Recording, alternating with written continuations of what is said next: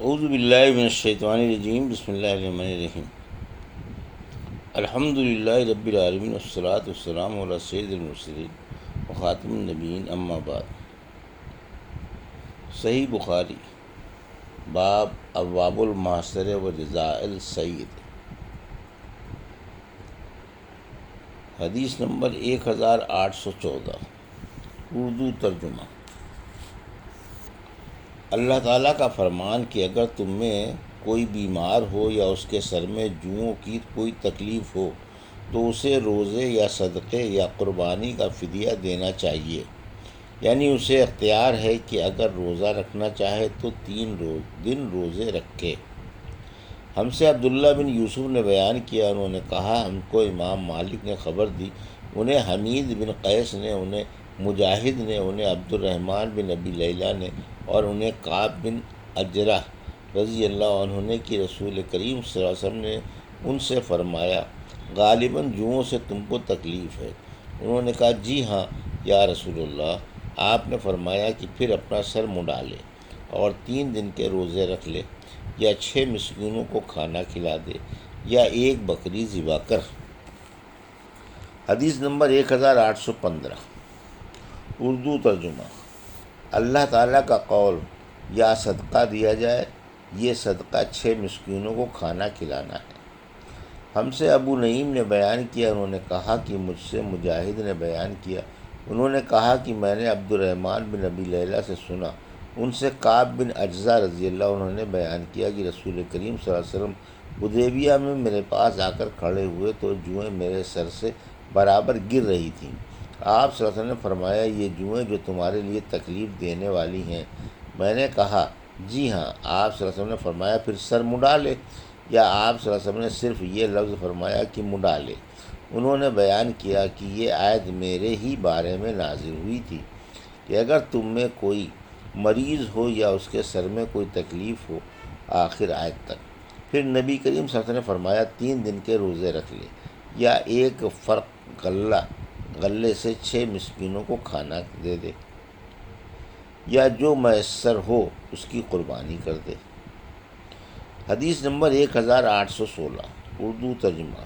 فدیے میں ہر فقیر کو آدھا صاع غلہ دینا۔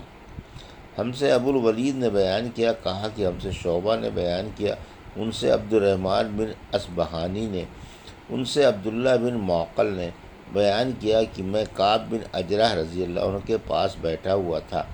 میں نے ان سے فدیے کے بارے میں پوچھا تو انہوں نے کہا کہ قرآن شریف کی آیت اگرچہ خاص میرے بارے میں نازل ہوئی تھی، لیکن اس کا حکم تم سب کے لیے ہوا یہ کہ مجھے رسول اللہ صلی اللہ علیہ وسلم کی خدمت لایا گیا تو جوئیں سر سے میرے چہرے پر گر رہی تھیں۔ آپ صلی اللہ علیہ وسلم نے یہ دیکھ کر فرمایا کہ میں نہیں سمجھتا کہ مشقت تمہیں اس حد تک ہوگی، کیا تجھ کو 1 بکری کا مقدر ہے؟ میں نے کہا نہیں۔ آپ صلی اللہ علیہ وسلم نے فرمایا کہ پھر 3 دن کے روزے رکھ، یا 6 مسکینوں کو کھانا کھلا، ہر مسکین کو آدھا صاع کھلائیو۔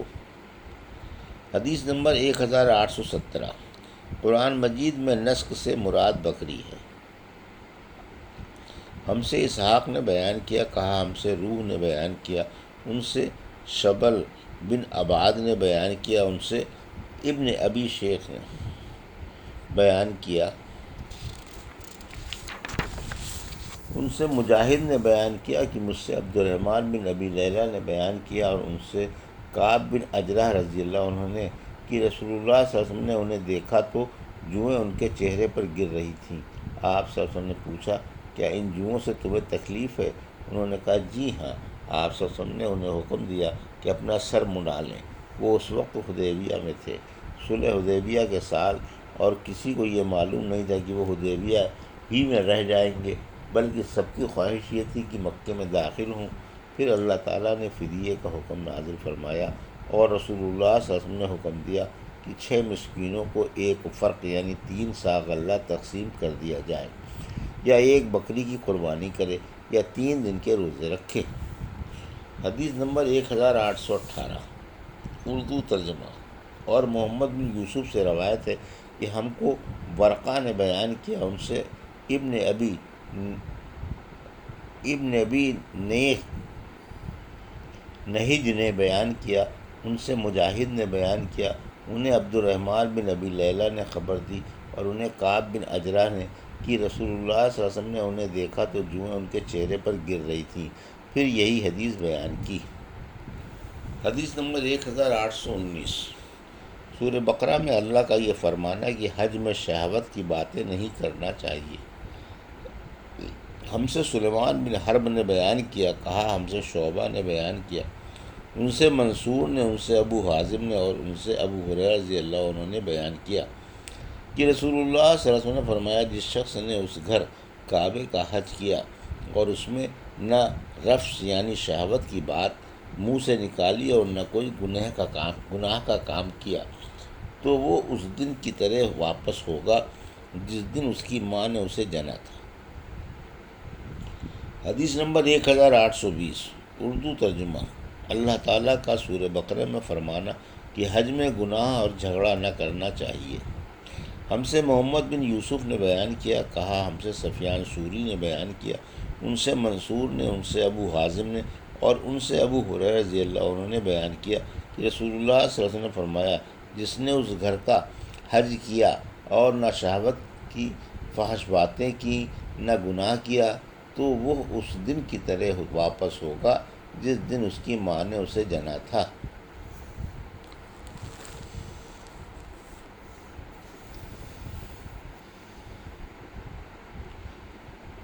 محرم کے شکار کے فدیے کا بیان، اور اللہ کا یہ فرمان سورہ مائدہ میں کہ احرام کی حالت میں شکار نہ مارو، اور جو کوئی تم میں سے اس کو جان کر مارے گا تو اس پر اس مارے ہوئے شکار کے برابر بدلہ ہے۔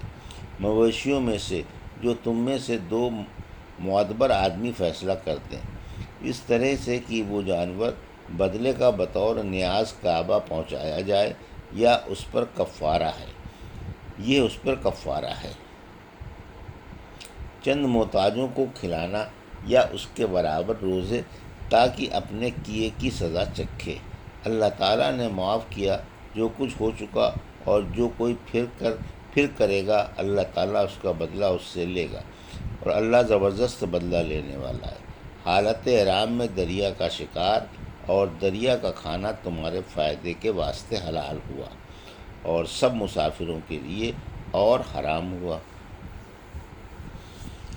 تم پر جنگل کا شکار جب تک تم احرام میں رہو، اور ڈرتے رہو اللہ سے جس کے پاس تم جمع ہوگے۔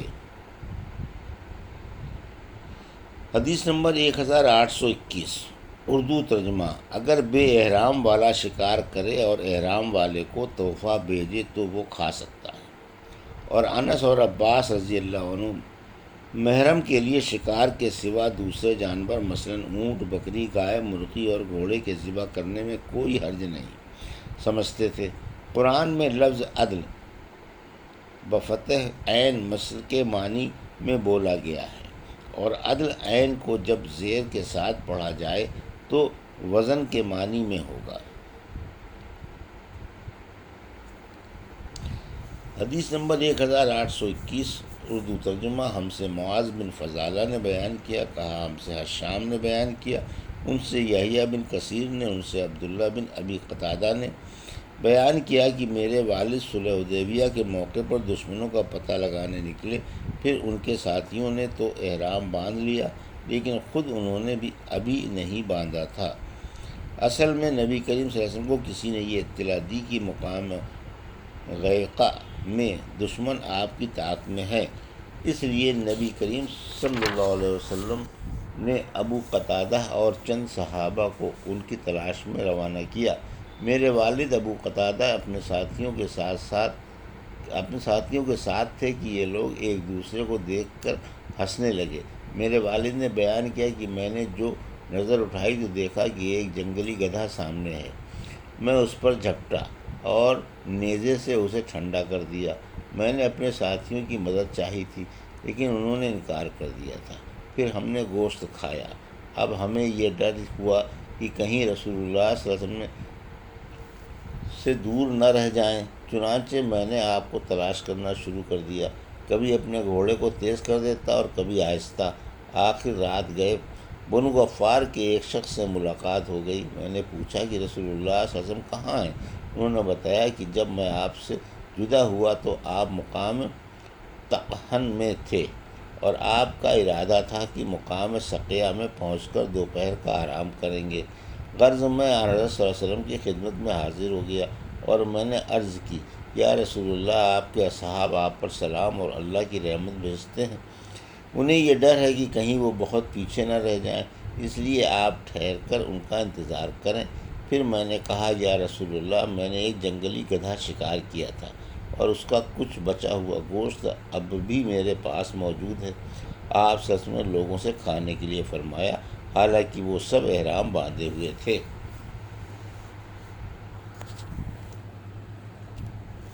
یہ تھی صحیح بخاری، باب کتاب الابواب المحصرہ و جزائے الصید، حدیث نمبر 1814 سے 1821 کا اردو ترجمہ جو ابھی آپ نے سماعت فرمایا۔ اللہ سے دعا ہے کہ اللہ ہمیں ان حدیثوں کی صحیح سمجھ عطا فرما اور ان پر عمل کرنے کی توفیق عطا فرما۔ آمین یا رب العالمین۔